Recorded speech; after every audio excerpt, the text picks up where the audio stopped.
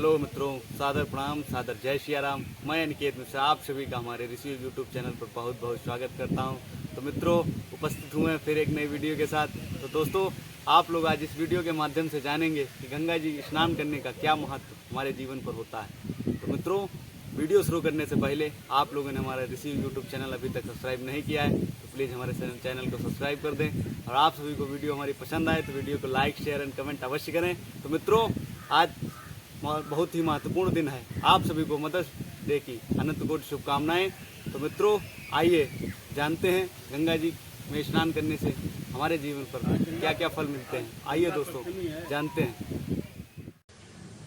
नीलाम्बुजश्यामलकोमलाङ्गं सीता समारोपितवामभागं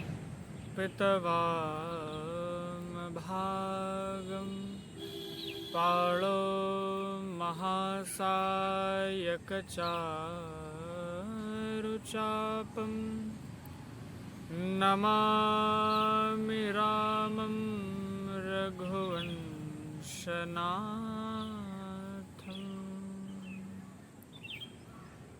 श्रीराम जय राम, जय जय राम। श्रीराम जय राम, जय जय राम। सादर प्रणाम, सादर जय सिया राम। आज भगवान की अहेतु की कृपा के फलस्वरूप हम आज एक नए विषय पर आपसे चर्चा करेंगे। अभी हम कल के दिन ही माँ गंगा जी के दर्शन हेतु मेहंदी घाट गए। माँ गंगा को प्रणाम किए, स्नान किए और प्रणाम करके चले आए।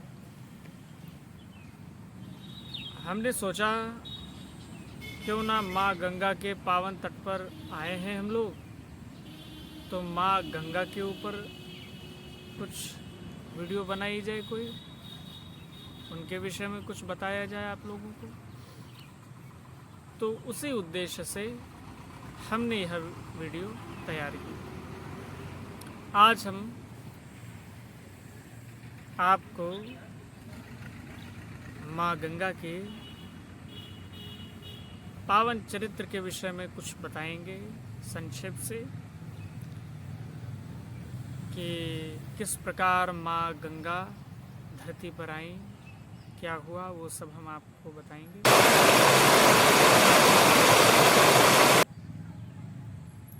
चलिए आइए बताते हैं। सगर जी के 100 पुत्र थे, तो वो 100 पुत्र भूमि खोद रहे थे।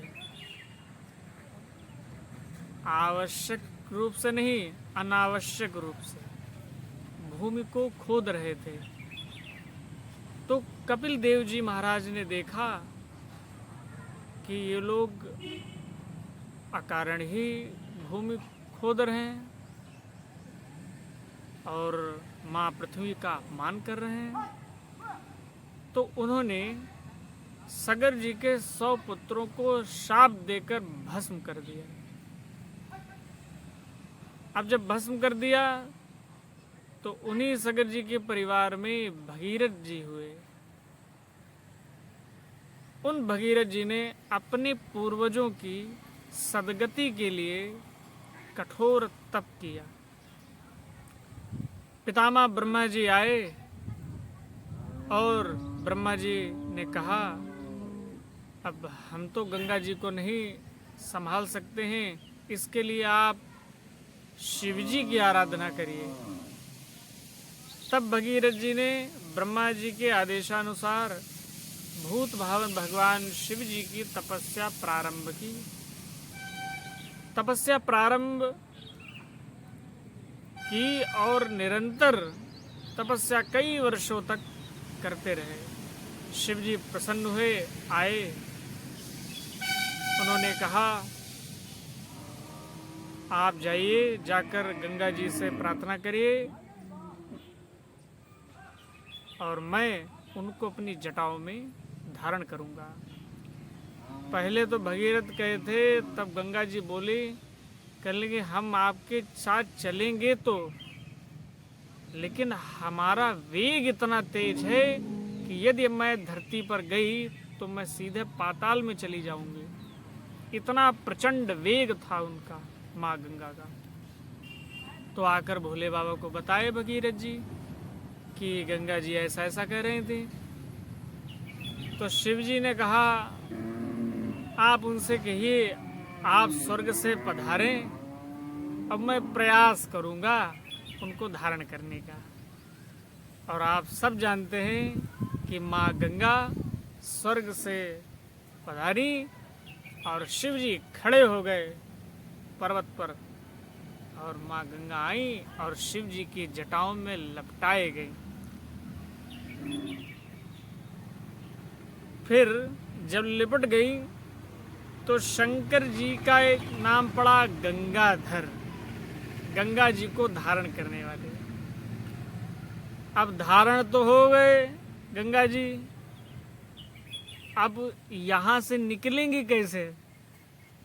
फिर उसके लिए भगीरथ जी ने फिर अनुनय विनय किया, बहुत प्रार्थना की शिव जी से, हे नाथ कृपा करिए, माँ गंगा को छोड़िए ताकि पृथ्वी पर ये बहे और चराचर जगत को पवित्र कर दे और हमारे पूर्वजों को भी सदगति प्राप्त हो। तब शिव जी ने भगीरथ जी के प्रार्थना पर अपनी एक जटा को सिर्फ खोला था। तो यहाँ पर भी एक नाम पड़ा, क्या पड़ा? जटा शंकरी। हाँ, तब भोले बाबा का नाम जटा शंकरी पड़ा। सिर्फ एक जटा खोली है, तब इतना प्रचंड वेग है, आप सब देख रहे होंगे। आप हरिद्वार गए होंगे आप लोग। अगर गंगा जी का सचमुच आप लोगों को दर्शन करना हो तो हरिद्वार पधारिए। हरिद्वार में माँ गंगा जी का क्या दिव्य स्वरूप है, अवर्णनीय है। मैं तो गया था तो हम तो एक डुबकी लगाए, ऐसा लगता शरीर बहुत हल्का हो गया। एक ही डुबकी में शरीर एकदम हल्का हो गया, बड़ा आनंद आया। और जल माँ गंगा का इतना ठंडा कि मैं क्या बताऊं आपको, बहुत ठंडा जल था। आप सभी से हमारी प्रार्थना है कि आप लोग अगर दर्शन करना चाहते हैं गंगा जी का तो हरिद्वार अवश्य जाइए। हाँ, वहाँ दर्शन करिए, हर की पौड़ी पे जाइए, आहा आनंद है।